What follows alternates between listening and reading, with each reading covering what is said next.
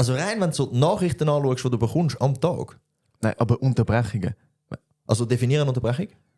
Wenn du unterbrochen wirst, bei etwas machen. Wenn ich mich unterbrechen lasse auch. Oder also es zählt nicht, wenn jetzt einfach eine Ping-Nachricht kommt auf meinem Handy. Wenn ich sie nicht anschaue. Ja, wenn du nicht unterbrochen wirst. Ja. Aha, okay. Also wenn ich effektiv unterbrochen werde und Ja. das unterbricht, was ich gerade mache. Ja, weil wenn jetzt im Gruppenchat gerade eine riesige Diskussion ist unter den Kollegen und dann plötzlich schaust du aufs Handy. Also wenn 20 Nachrichten reinkommen, dann lasse ich mich nicht 20 Mal unterbrechen. Genau, dann, okay. dann ist es vielleicht eine Ablenkung. So, ich hat verkackt. Okay. Also frag mich nochmal. Wie viele Unterbrechungen durch IT am Tag? 88. Ah, nicht schlecht. 70. Im Okay. Schnitt. Okay. 70 im Schnitt Ja.